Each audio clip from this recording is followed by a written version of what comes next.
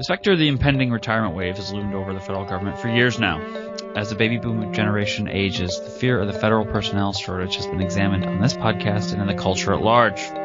At the same time, technology marches on, and the millennial generation has bloomed into a large, important cultural force.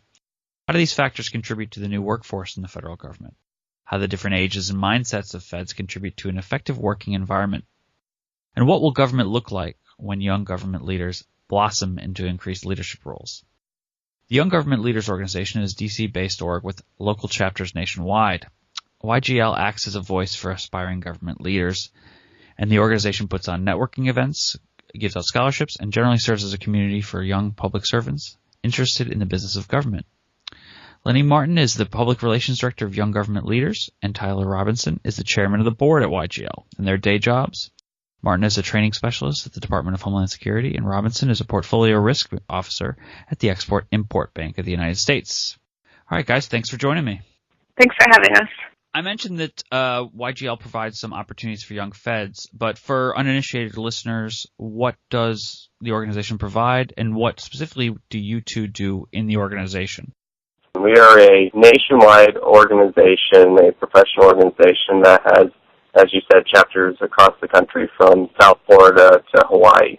And we have just over 7,000 members, and the majority are not in the D.C. area, so we do try to cover all the government. We're not specifically in one particular professional, like we're not specifically focused on finance or contracting, just we're focused on all those people that are either young in their career or young in their mindset in terms of trying to increase the effectiveness of government. And I can talk a bit about my experience. I've also been a member of YGL for about 3 years. I started in February of 2011, and I began as a public relations director, through which I published articles to expand YGL's brand. And then I really got into the training and development realm, which is a great fit for me because I like helping other people to grow and organize their path for the future. So I pursued this interest in the fall of 2013, I founded the Gold Academy, which stands for Government Operations and Leader Development. And so this is a fellowship which is basically to expand YGL's membership beyond the federal, state, and local government employees that we have and attract students who might be considering a career in government but are not quite sure how to get in or how it works. And as a Gold Fellow, they're able to tackle a bunch of the issues that YGL covers, such as retention problems and intern development programs and things like that, which would give them experience in many important government themes.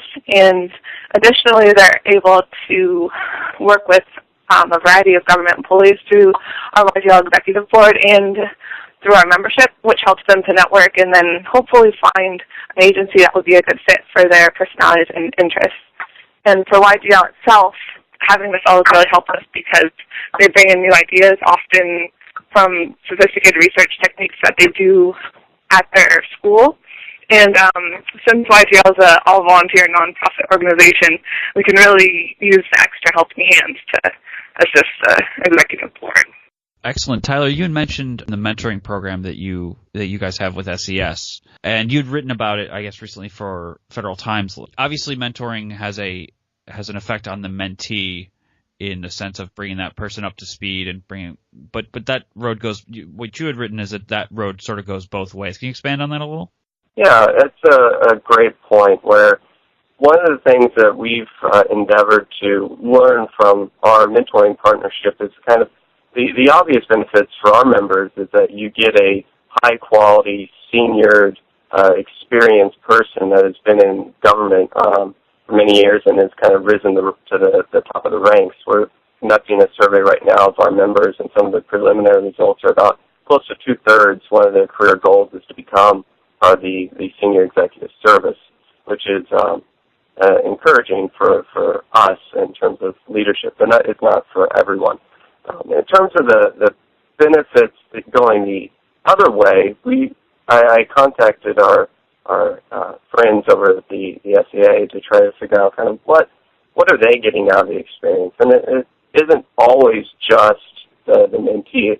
A lot of the times it's refreshing those interpersonal training skills, the one-on-one development from an SES perspective, where they're leading many people, and they're learning how to communicate with this next generation that serves them well in their job. Another part is that most of the people that have gone into these roles have spent their entire careers serving the public, and that is a very strong driving force in their personality and in their career desire. And this giving back is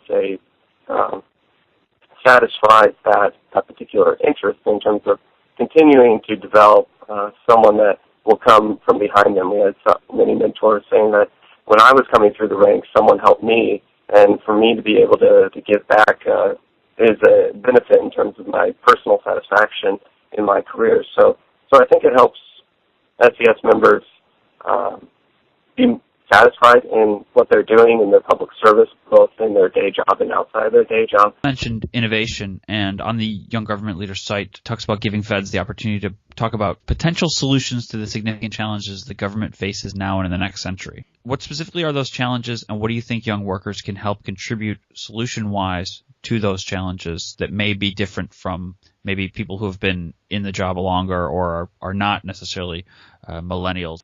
I think there are a lot of opportunities for that innovation. I think that it from my work doing, I've done a lot of survey research when I was working at a different agency, and it can be on an agency by agency or organization by organization in terms of what kind of leeway people have in terms of what innovations they can bring to the table.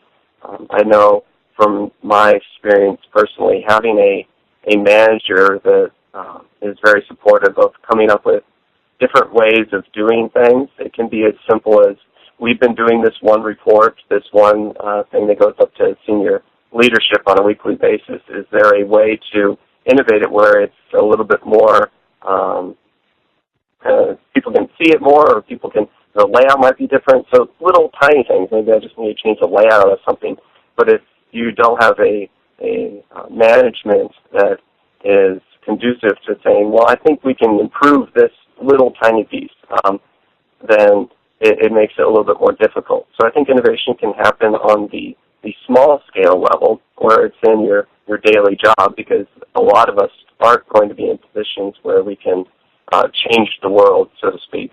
But it's more of finding the areas that are within our control, within our purview, that we can innovate on, that we can try and come up with a new way of doing things. And if all people in each little group is trying to do those things, over time, those small innovations can kind of snowball and become bigger innovations, so that when we look at the big problems, when we look at the big picture, when younger folks rise to leadership, that culture of it's okay to try and think of how it might be done better. And sometimes you might think of it a way to do it better, and then it comes back, well, the way we were doing it was the right way. It's not necessarily saying that every change is a good change, but having the ability to try things and sometimes fail, and having that safe environment to do so early in one's career is very helpful for our members. And I think that YGL provides a good platform for innovation, because if you just look at the executive board, for example, we come from all different agencies, all different organizations, and are in various different positions at those agencies. So we can share ideas. This is what we're doing at my agency. Have you thought about that at yours? And really kind of share amongst ourselves. And innovation isn't always reinventing the wheel. It could just be taking one idea that works somewhere and applying it in a different realm. And one of the projects that we've been trying to launch off is there's a lot of affinity groups in various agencies that are focused more on people that are early in their career. And these groups are doing awesome things across government. And bringing those people together, we're trying to do that on a monthly basis, where the different leaders of all those different groups within the agencies come together and kind of share what is working in my agency. I have this problem with trying to get this project launched with senior leadership. This is how I communicated. This is how I went about solving that problem. So there's a lot of people trying to do a lot of good things, and opening that dialogue of how do we innovate properly? How do we not do anything inappropriate? How do we stay within the rules, stay within the laws, stay within the guidelines, but still come up with ways of making government better? I think it's starting to bear some fruit within the agency. Well, just to build off the notion of sharing, YGL's Virginia Hill had written and the public manager about how the millennial generation is a little bit more collaborative, or certainly collaboration is an important part of that sort of zeitgeist. Do you think that reflects on the way that you guys interact with one another and how your members talk to you? I think it does. I think it's how you come to the table. Your first inclination is that I think a lot of people don't feel like they can do it by themselves. They've growing up in different schools and different graduate schools and whatnot. The focus is a little bit more on teamwork now, and I think that when we're coming to the table, that's kind of all we've known in terms of trying to figure out a problem. I think some people will try and do things on their own, and when you try to do those things early in your career, you find out quickly that it's very difficult to be the one man railing against the windmill, so to speak. So I think that trying to see that if we are doing things collectively and together, we have a better chance of getting things done than if we are trying to do things on our own. I think is where a starting point. So it's easier to say, let's come together and figure this out. We don't have to fight any hurdles in terms of whether that statement of figuring things out is the correct statement. I don't mean that in any way to say that other generations or other groups don't behave in that way or haven't behaved in that way. I just don't have as much experience working with those in those types of groups. I know with our relationship with the Senior Executives Association, they're also very collaborative and very interested in trying to figure out how do we get things done together in that regard. With the younger generation moving into more leadership positions in the future, what do you guys think the workforce of the future will look like as compared to the federal workforce of the present? I think that's an excellent question, and it's hard to. I do a lot of forecasting in my day job, and forecasting is always a very tricky endeavor. But I think that the current cohort of younger people that we've seen in government, if their current behavior is indicative of their future behavior, I think it's going to be a place. The organizational structure may become a little bit flatter in terms of where you may be a 15 or an FCS or something like that, but working with the newer person coming in, I think will be seen as normal. I think that as we get into more leadership, I think we'll find that it's probably much more difficult than we have in our minds. I think a lot of younger people are very ambitious, and once I get to this spot, I can change the world. And from the folks I've talked to that are in those positions, it's very difficult. It's a challenge to be in leadership. It's not an easy task. It's not always the glamorous thing that we may have in our minds. So I think there will be some reality check as if those come into play. But I think the organization will get a little bit flatter. I think with technology in terms of telework and our opinions on working remotely, I think will aid in that regard. I hope that face-to-face and personal interaction skills continue to be strong as we go more to a teleworking and more to a remote environment in terms of the generation that's grown up in social media. I hope that those personal interactions and meetings continues to be strong, as I've seen with leaders that I have now and in the future. But I think that might be a risk that we need to make sure that we can address over time.